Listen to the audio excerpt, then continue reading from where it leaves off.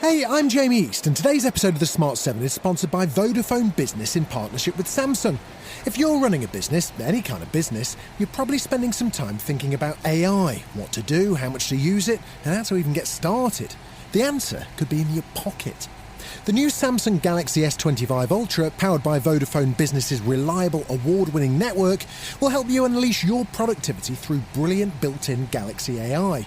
For example, Note Assist will automatically correct, fix the spelling, formatting and organise your meeting notes so you can stay tuned into the session without any worry. Even if you're adept at AI, you might want to avoid using it in some situations, as an Irish MEP's gone viral this week for using AI to write a letter to EU Commission President Ursula von der Leyen.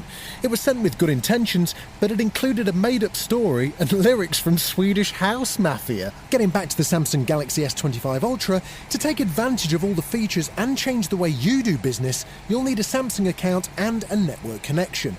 To find out more, search Vodafone Business Samsung, and for network verification, go to vodafone.co.uk/network. On today's Smart 7, Donald Trump and Elon Musk go to war, Reform's chairman quits over Burqa ban, and lots more. It's Friday 6th of June, it's National Donut Day, and happy birthday Jason Isaacs. The Smart 7. It's news, but not the news.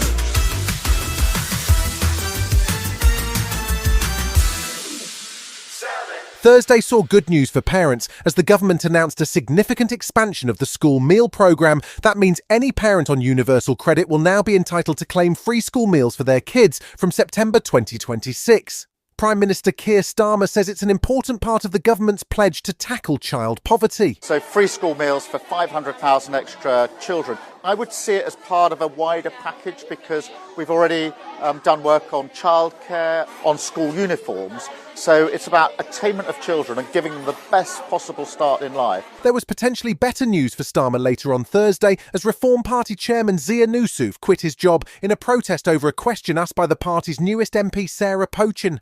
She wanted to know at Wednesday's PMQs if the government would ban the burqa, a question seen as a dog whistle and something that isn't even Reform's policy. Leader Nigel Farage was quick to write off Yusuf in a social post on Thursday evening, but he was credited with most of the success of Reform during his 11 months in charge. Tim Montgomery of Reform and former founder of Conservative Home says he'll be missed. I think this is a huge moment and a very regrettable one for Reform. I think he was absolutely essential to what Reform were doing in terms of modernisation. The success and the professionalisation of Reform has owed an awful lot to him.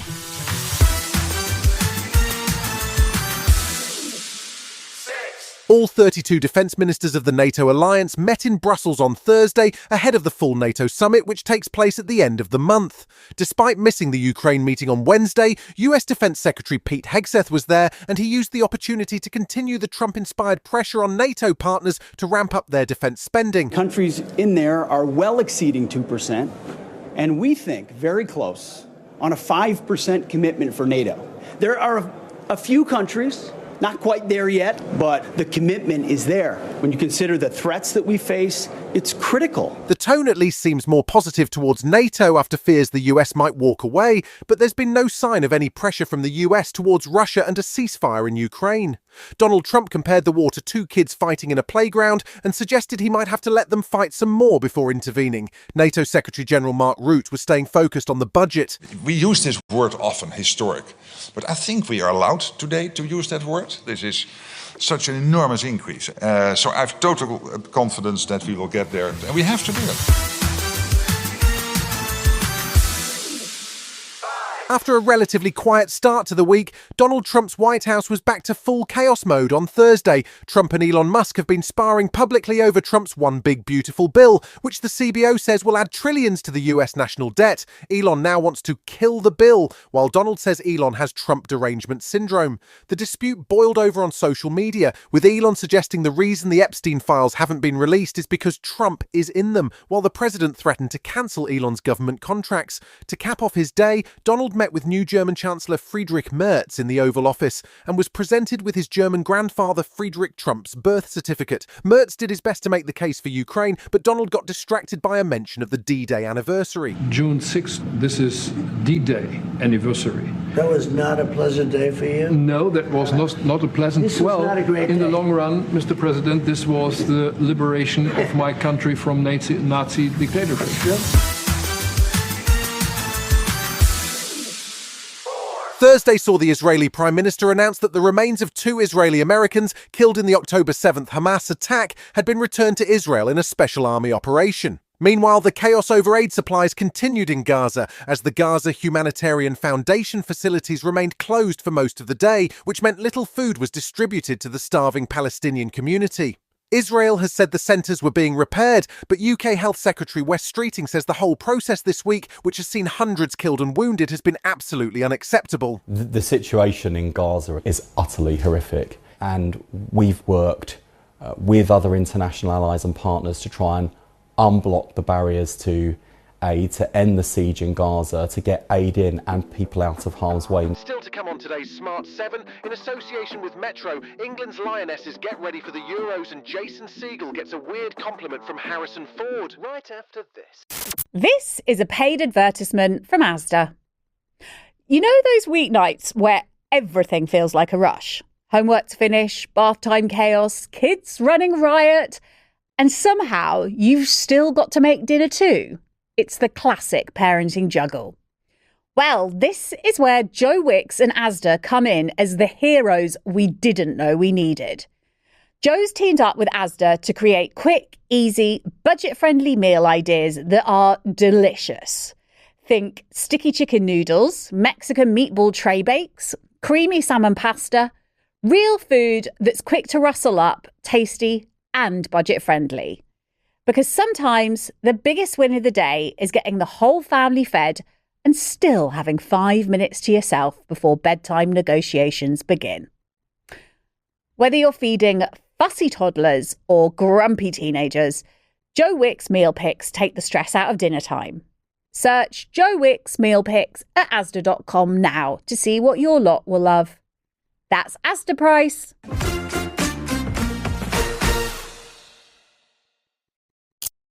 Welcome back.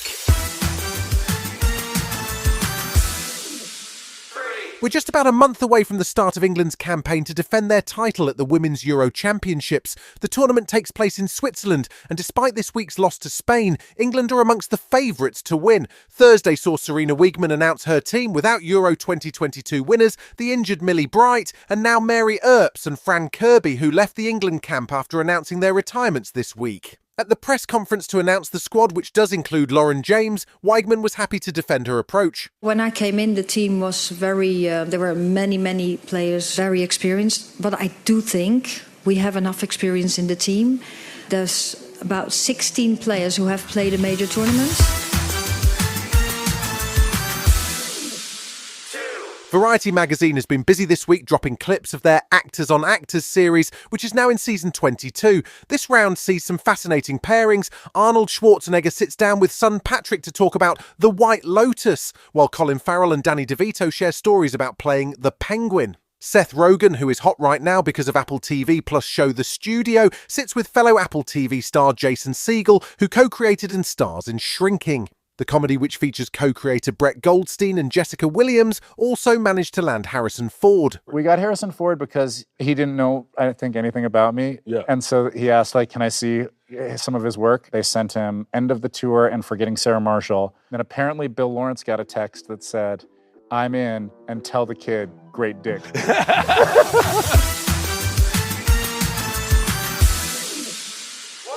This Sunday night sees Cynthia Erivo host the Tony Awards live from the iconic Radio City Music Hall in New York City, and it's perfect timing, as the trailer for the sequel to Wicked has just dropped. The first part of the story, starring Cynthia and Ariana Grande, broke box office records for a musical adaptation, making $750 million and picking up 10 Academy Award nominations. We've still got a while to wait until part 2, which is officially called Wicked for Good, and it is due to hit cinemas on November 21st. The Wonderful Wizard of Oz. No one believed in you more than I did. alphabet. They're coming for you. You've been listening to The Smart 7. We'll be back tomorrow at 7 a.m. Hit that follow button and have a great day. Give us 7 minutes and we'll give you the world.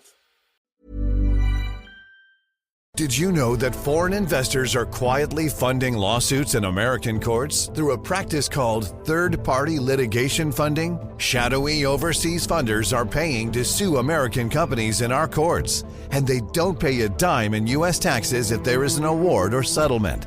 They profit tax-free from our legal system, while U.S. companies are tied up in court, and American families pay the price, to the tune of $5,000 a year.